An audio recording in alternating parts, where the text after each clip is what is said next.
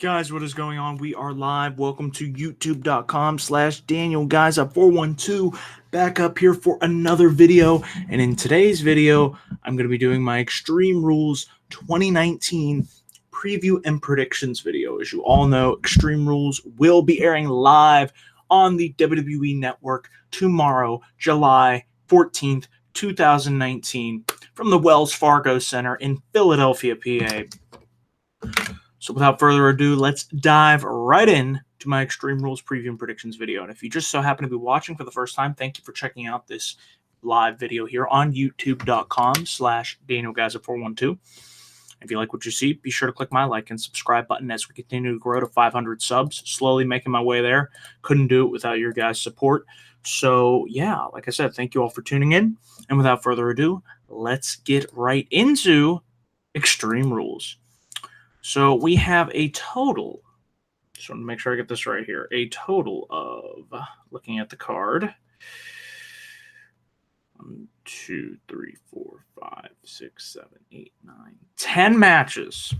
So I'm assuming one of these will be on the pre-show, as to be expected. And looking at the card, kind of a mixed bag here when it comes to, you know, this show. I think there's couple of matches here that look, obviously I'm looking forward to. Other ones I'm just like, okay, whatever. I feel like this is kind of a holding pattern. It was announced Erick Bischoff, Paul Heyman will be taking over and running Raw and SmackDown respectively. I'm still holding out to wait and see what happens in regards to that, because Raw was really bad this week. Felt like a giant waste of time, like a giant step backwards from the episode that we got the week before. I'm hoping coming out of this show that we finally see some changes to the WWE product, especially heading into SummerSlam, which is, the second biggest, you could argue third biggest show of the year, behind the Rumble and, of course, WrestleMania. So I'm not really expecting too much from this show. I'm hoping coming out of this show, we get a number of changes, especially when it comes to the main roster product. But that remains to be seen. So, like I said, without further ado, let's talk about the first match here on the card. So the first match that we got going here is for the Cruiserweight Championship. Just give me 1 second here to pull that up. There we go. We have Drew Gulak versus Tony Nese. Don't watch 205 Live at all, so I can't really tell you what I think about the storyline and the feud or what they've been doing. I'm sure it'll be a good match. And if I had to pick a match that'll be on the pre-show, unfortunately, it's usually the Cruiserweights. Like I said, I think it'll be a good match. But as far as who the winner will be, I'm going to go with Drew Gulak retaining his championship. We move on to the next match here. We have a last man standing match between Bobby Lashley and Braun Strowman. Now, seeing as what these two guys were able to do 2 weeks ago on Raw, and I really like the injury angle. I didn't like the fact that we had Lashley back on Raw this past Monday, beating down Rey Mysterio, which I felt was kind of pointless to bring Rey back. Why wouldn't you bring Rey back after Extreme Rules if he's not going to do anything on this show? So as far as this match is concerned, like I said, I think it'll be a good match. I think it'll be I like their chemistry that they had in their Falls Count Anywhere match. So this will be a last man standing match. And the winner of this match, if I had to pick, I would say I'm going to go with Braun Strowman, who has been very flat lately. Just really hasn't had any momentum. I mean, they've really killed his momentum ever since I would say it went all the way back to No Mercy 2017 when he didn't beat Brock Lesnar for the Universal Championship. And he was kind of doing all right there. Then, they had him lose, cash in the Money in the Bank, that awful Hell in a Cell match with Roman Reigns. And then Lesnar losing to him at the Crown Full Jewel crap. It's just like, I don't know what they can do with Strowman to get me interested in him again. Maybe he's peaked. That remains to be seen, but I think he will walk out victorious in this match against Bobby Lashley. Match that I'm very much so looking forward to. This should be good. We finally found out who was knocking on Alistair Black's door. And the man is Cesaro, the Swiss Superman. So he will be challenging him being Alistair Black, pronouns, pal, at Extreme Rules. I think this will be an excellent outing between these two. You throw Cesaro in there, who's one of my favorites. Always been one of my favorites. Just so I feel underutilized. I would love to see him. I would still love to see Brock Lesnar versus Cesaro. Could you make it happen? Anything's possible. With that being said here, for this match here, I'm expecting these two to go out there and just have a really good match on the pay-per-view. And Alistair Black ain't losing this match. Not in his quote-unquote re-debut as a single. I mean, to me, it'll be his debut as singles. The tag stuff with Ricochet, but we're kind of moving on from that. So, yeah, really looking to see what type of match these two are able to have. I don't think it'll go that long. I'd say it'd be under 10 minutes, but it should be a fun 10-minute match.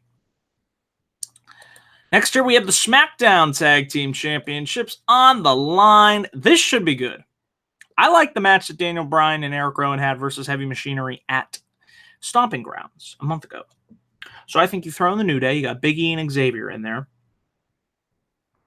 And as far as who walks out with the belts, I feel like, it's a toss-up here. I feel like Heavy Machinery has actually done better than I thought they would have done on the main roster. I've enjoyed the stuff between them, and like I said, I thought they had their best match on the main roster to date with Daniel Bryan and Erick Rowan at Stomping Ground. Like I said, you throw in the New Day, I think this will be a fun triple threat tag team match. But I could see Daniel Bryan and Erick Rowan walking out with those titles. I don't see them losing them, not at least until SummerSlam. So I'm going to predict that Erick Rowan and Daniel Bryan retain their SmackDown Tag Team Championships. Speaking of title matches, we have the Raw Tag Team Championships on the line here. We have the Revival versus the Usos. Should be a good match. I really wish there was a stronger story between these two because I feel like if we had quality writing, the in-ring action will be good, but again, it'll be a good match, but I don't care. What's the motivation for the characters? Why are we doing this match again? What's the logic behind it? Like I said, action or wrestling for the sake of wrestling is not enough. For me, yeah, okay, I'll watch the match, but to hook a casual into this, it's like, okay, why are these guys fighting? Give me a reason to care. And that's unfortunate because these are two talented teams. Dare I say, two of the best in the company. It's just like, I'd still wish they'd unify those tag titles. I keep saying it. It would just, there's way too many titles. As far as who I feel is going to walk out of this match with the belts, I'm going to say the Usos. Next here on the preview, we have AJ Styles challenging Ricochet for the United States Championship. This should be good stuff right here. Of course, AJ Styles turned heel, reunited with the club. Was happy to see that on Raw 2 weeks ago. I could see AJ picking up the title from Ricochet. I know Ricochet just won it, but something tells me, with Anderson and Gallows lurking, as far as I know, they haven't been banned from ringside, nothing like that. So I could easily see a scenario where they get involved, they try and cause a distraction, and AJ is able to use nefarious tactics to score the win in the United States Championship over Ricochet. So I'm picking AJ Styles to beat Ricochet in this scenario. Should be a good match, too. Should be a really good match. We then have our SmackDown Women's Championship. I like the Alexa Bliss and Nikki Cross stuff. Don't get me wrong. But I just feel like we need to move Bayley on to face somebody else. And it's a 2-on-1 handicap match, if I'm not mistaken. Yep. She will be facing both Alexa Bliss and Nikki Cross. Would not surprise me to see a scenario where Nikki Cross lays out Bayley and allows Alexa to cover her for the pin and becomes SmackDown win. But again, Alexa's on Raw. This wild card rules, I really hope that is something that ends after Extreme, because it's just so confusing. It's like, what are we doing here? You're having two Raw superstars, Alexa and Nikki, face Bayley, the SmackDown women. It's just like, why have two championships if you're just going to have talent on both shows? So like I said, Alexa, I don't see that scenario happening because I just feel like Heyman and hopefully Bischoff say enough with the wild card rule. So I don't see Nikki or Alexa, who are both on the Raw brand, or supposed to be on the Raw brand, winning the SmackDown Women's Championship. Unless they move them over to SmackDown after. It's just like, holy crap, what a cluster. So I'm picking Bayley to retain the SmackDown Women's Championship. We then have this no-holds-barred mixed tag team, or not the mixed, God, if this was a mixed tag, the no-holds-barred tag team match. The Undertaker versus the Big Dog, Roman Reigns, and teaming up to take on the prodigal son. You love him. You want more of him, even though you don't.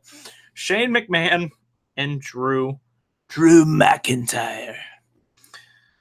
I know this has been one of the most hyped up matches on this card, but honestly, I could care less. I mean, even Taker there, it's just like, I don't care. I'm sorry, I really am over seeing Shane McMahon on TV every single week. Don't care. It's just like, whatever. Roman and Taker will win. And I just don't really have anything else to say about it because I have no emotional investment in this feud. But look, speaking of a match that I actually am looking forward to here, Kofi Kingston versus Samoa Joe for the WWE Championship. This should be good stuff. A fresh feud for Kofi after moving on from Dolph Ziggler, thank God. I'm looking to see what these two are able to do. Joe, I would love to see Samoa Joe finally win the WWE Championship, but I just don't see Kofi dropping that title until SummerSlam, unfortunately. So as much as I would love to see it, and again, Joe, I believe, is on Raw, so I don't know if that makes a difference, but I would love to see Samoa Joe win the WWE Championship. Unfortunately, I'm going to say that Kofi Kingston will retain his WWE Championship. And then the match that I believe will be main eventing because it's an Extreme Rules match, so I guess it kind of has to. Extreme Rules winner takes all mixed tag team match. Oh boy, this is going to be a barn burner. Becky Lynch and Seth Rollins teaming up to take on Baron Corbin and Lacey Evans. And this will be a mixed tag team match with both titles on the line. And yeah. Apparently, Rollins and Lynch accepted this match on the condition that they will never again have to see their adversaries in the ring together if they win the match. There's no chance of that. I would be shocked. I would be stunned if Corbin and Lacey won the title. It's not going to happen. We've stretched this feud out for the last two events. It's time to put it to an end and move these two on to fresher opponents. I don't care about this match at all. I really haven't been into the Rollins and Becky Lynch pairing. I'd rather them just go their separate way. We get it. They're dating. Okay, great. Why do we have to force them together, like, on screen together? Not really doing much for me there. Becky and Seth retain. And that's really all I have to say about Extreme Rules. Kind of feels like just another show. I'm hoping SummerSlam, we saw it on paper, but that's really all I have to say about Extreme Rules. My hype's probably about a 5 out of 10, 4 out of 10. So pulling back up here the screen, just give me 1 second here. There we go. So back up here, guys, I want to say thank you all for watching this preview and predictions video. I will be back up here tomorrow night to give you my full thoughts on Extreme Rules live immediately following the pay-per-view. We'll also be doing live reactions to Extreme Rules as well, so stay tuned for that video as well. If you like what you see, be sure to click my like and subscribe button here on youtube.com/DanielGeyser412. Be sure to follow me on Twitter @DanielGeyser412. Be sure to stay here for more video content coming soon to this channel, and be sure to check out my content also on Facebook, facebook.com/DanielGeyser1994. And also, be sure to check out the Kane Action Team. That is KaneActionTeam.com for the preeminent stunt action team in Akron, Ohio. So that is it, guys, for this video. Thank you all for watching, and until next time, I am out of here.